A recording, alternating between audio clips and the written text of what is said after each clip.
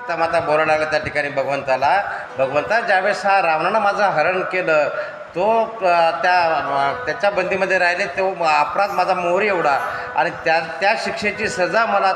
तुम्ही केवढी द्यायला ते मेरू मंदार पर्वत एवढी अशा प्रकारचं या ठिकाणी माझ्यावर दुःखाचा डोंगर तुम्ही कोसळू लागलात म्हणून प्रार्थना या ठिकाणी सीतामाता करू लागल्या होत्या.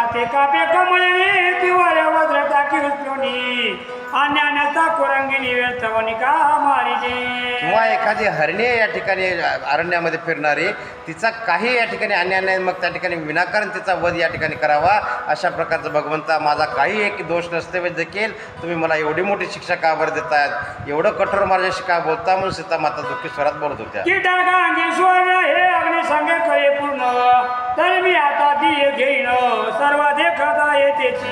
मग माझा काही एक दोष नसते वेळेस या ठिकाणी मला एवढं दोष लावताय तुम्ही. जसं सोन्याला या ठिकाणी सोन्याचं आपलं परीक्षा देण्याकरता अग्नीमध्ये तापावं लागतं, अग्नीत तापल्यानंतर सोनं चमकते. मग अशा प्रकारे मला या ठिकाणी एखाद्या अग्निकुंडामध्ये टाकून द्या तेव्हा माझी परीक्षा होईल म्हणून या सीतामाता बोलू लागल्या. नाही जानकी वानरात ज्ञापितो मने कुंड करून अद्भुतो अग्नि सत्वरी पाजा. एवढं या ठिकाणी गैवरलेला कंठ सीतामातेचा तोंडातून बोल फुटत नव्हते. अशा अवस्थेमध्ये देखील त्या ठिकाणी सीतामातेनं वानरांना आज्ञा केली मी एक कुंड पेटवा अग्निकुंड या ठिकाणी बला मोठा असं ज्यावेळेस वानरांना सांगितलं तेव्हा वानरगण काय करतात. तत्काळ विस्तीर्ण केले कुंड काष्ट पर्वत घातले उदंड अग्नि ज्वाला माजला प्रचंड निराळ त्रासदावती. सीतामातेची आज्ञा मिळाल्याबरोबर या ठिकाणी वानर उठलेत, मोठमोठे वृक्ष त्या ठिकाणी वाढले, त्या ठिकाणी ढीक काढला त्याला अग्नी पेटवला, त्याच्या अग्नीच्या ज्वाळा त्या ठिकाणी गगनाला भिडू लागल्या. एवढा अग्नी त्या ठिकाणी प्रज्वलित केलेला आहे. जगन्माता बोले वचन जरी मी शुद्ध असेन तरीची येईन परतून पावया चरण स्वामीचे. त्या अग्निदेवाला प्रार्थना करून सीतामाता हात जोडून मी जर खरोखर ज्या ठिकाणी पवित्र असेल तर या अग्नीतून देखील मी परत येईल आणि माझ्या प्रभूच्या चरणी लागेल म्हणून सीतामाता प्रार्थना करू लागली. जरी मी दोषी असेल पूर्ण तरी भस्म करील अग्न ऐसे तेव्हा बोलून सरसावली जगन्माता. आणि मी जर खरोखर दोषी असेल तर मात्र हा अग्नी मला या ठिकाणी जाळून भस्म करेल, मी परत कधी येणार नाही म्हणून या ठिकाणी वानरांना उद्देशून अग्नीला उद्देशून सीतामाता बोलू लागल्या. सुरासुर वानरोक्ष मुनीश्वर अवघे झाले चिंता तुरो म्हणती अनर्थ थोर सुखा माझी ओढवला. आणि सीतामातेच्या असं ज्यावेळेस निर्धार केलेला त्या ठिकाणी जमा असलेल्या ऋषी मंडळींनी इतर देवांनी ज्यावेळेस ऐकला चिंतातूर झाले त्या ठिकाणी प्रत्येकाला त्या ठिकाणी सीतामातेबद्दल काळजी वाटू लागलेली. असुरन माजरे जे कोणी वीर निर्भय अंतकरणी तशी अग्नि समोरही दे नंदिनी निर्भय मनी सर्वदा. जसं युद्ध प्रसंगी नरवीर जे असतात वीर पुरुष कुणाची भीती मनामध्ये न बाळगता त्या ठिकाणी निकरानं युद्ध करतात अशा प्रकारे त्या ठिकाणी निकरानं सीतामाता त्या अग्निसमोर उभ्या आहेत आणि आपला अग्निप्रवेश करण्याची तयारी करू लागले. कुंडाशी करुणे प्रदक्षिणा दृष्टीभरी पाहिले रघुनंदना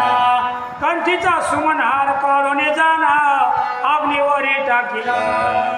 त्या अग्निकुंडाला प्रदक्षिणा केला सीतामातेनं, अग्नीकडं त्या ठिकाणी नजर रोखून पाहिलं, आपल्या गळ्यामध्ये जो हार होता तो हार काढला आणि त्या अग्नीमध्ये टाकला. पुढं काय करतात. सत्य जय सत्य मनोनी त्रिमार्ग जय त्रिजग जननी अग्निकुंडित यक्षणी कोणी घातली अकस्मात. सत्य जय सत्य असं त्रिवाळ त्या ठिकाणी सीतामातेनं घोष केलेला आहे आणि त्या अग्निकुंडामध्ये त्या ठिकाणी सीतामातेनं उडी मारली. मग अग्निकुंड त्या ठिकाणी काय करता ऐकवत. मंगळ जननी जे हृदय रत्न अग्नि माझी पडताची जाण कन्या गांजिली म्हणून प्रतिका पेथरतरा. आणि ही मंगळ जननी म्हणजे या ठिकाणी सीतामाता धरतीची कन्या या ठिकाणी. आणि ज्यावेळेस या सीतामातेनं अग्निकुंडामध्ये उडी मारली त्यावेळेस धरणी माता देखील त्या ठिकाणी चळचळा कापायला लागली होती. जाळा एकच यारोळी शोकालय पडली कपी मंडळी सकाळ सुरवरा या पुरी पळकार बाळती. एकच हाहाकार झाला त्या ठिकाणी जो तो या ठिकाणी सीतामातेबद्दल दुःख व्यक्त करू लागला होता. अशा प्रकारचं प्रसंगाचं वर्णन कवी वरे करू लागला. जस दिशा माझी दाटला धुरो कडो लागले सप्त समुद्र वैकुंठ कैलास पदे समग्र डोलो लागले ते देवा एवढा काय प्रज्वलित अग्नी होता त्या ठिकाणी समुद्राचं पाणी देखील कडू लागलं होतं उकळायला लागलं अशा प्रकारच्या या ठिकाणी कैलासामध्ये वैकुंठामध्ये देखील उष्णता त्या अग्नी जाळाच्या होऊ लागल्या होत्या आणि अशा अग्निकुंडामध्ये सीतामातेने प्रवेश केलेला करताना कापे अंबर नक्षत्र चैत्य पर सौमित्रादी वायुकुमर नेत्र दुखे डाळती इकडं आकाश देखील थरथर कापायला लागलं आकाशामध्ये असणारे नक्षत्र त्या ठिकाणी थरथर कापू लागले इकडं सौमित्र म्हणजे लक्ष्मण या ठिकाणी सुग्रीव अंगद यांच्या डोळ्यात त्या ठिकाणी अश्रुधारा लागलेल्या आहेत मनाती अग्निमुखी होणं पडती पुन्हा कैची देखो सीता सती बोलती सर्व कर्मगती परम दुर्धर वाटतचे एवढं दुःख करायला लागले आता एवढ्या अग्निकुंडामध्ये ज्यावेळेस सीतामातेने प्रवेश केलेला आहे मग आता कशा प्रकारे या ठिकाणी सीतामाता परत येतील केवढी वाईट परिस्थिती या ठिकाणी आलेली आहे म्हणून दुःख त्या ठिकाणी सर्वजण करू लागले एका घटिकापर्यंत अग्नि माझी जानकी गुप्त तो मस्तकी पुष्पे गवगवितो अकस्मात निघाली आणि मग एक तासभर एक घटकाभर त्या ठिकाणी अग्नीमध्ये गुप्त राहिल्या सीतामाता एक घटका संपल्यानंतर मात्र अचानक चमत्कार झाला त्या अग्निकुंडातून पुष्पात त्या ठिकाणी फुलं वरती येऊ लागले होते आणखीन काय होतं पुढे पहिल्या रूपाहुनी आगळे शतगुणी रूप झाले प्रभेने मंडळ भरिले आश्चर्य झाले तेरी आणि अग्निकुंडातून ज्यावेळेस सीतामाता प्रगट झाल्या पहिलं जे काही रूप होतं त्यापेक्षा शतपटीनं सुंदर या ठिकाणी रूप त्या ठिकाणी धारण केलं सीतामातेनं आणि ज्यावेळेस सीतामातेचं रूप सर्वांनी पाहिलं सर्वांना त्या ठिकाणी नवर वाटू लागलेलं मागे अरण्यकांडी कथा रेखेत झाली गुप्त सीता ते स्वरूप प्रगटले आता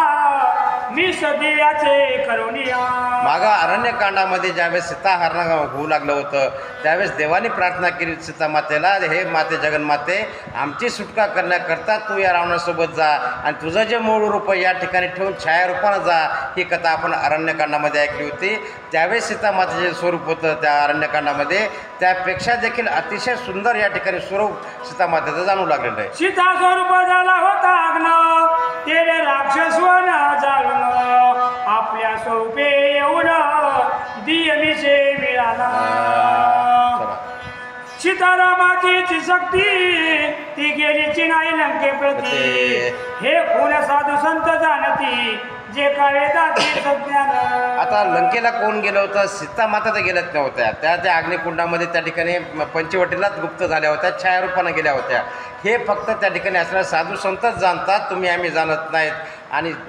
ज्यावेळेस रावणासोबत जी गेली ती त्या ठिकाणी छाया गेली होती असे ग्रंथकर्ते सांगतात असो जानकी देखदा साचार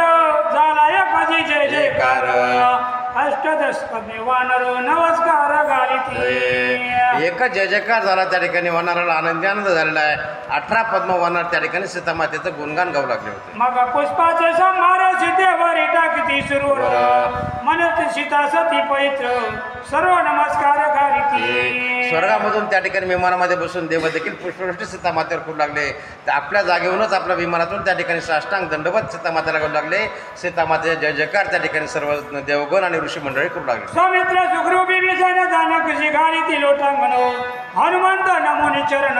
आनंदी पूर्ण नाचतचे लक्ष्मण त्या ठिकाणी धावत गेले साष्टांग दंडवत घातलं सीतामातेला हनुमंतराय देखील आनंदानं उड्या मारायला लागले त्यांनी देखील त्या ठिकाणी सीतामातेचं दर्शन घेऊ लागले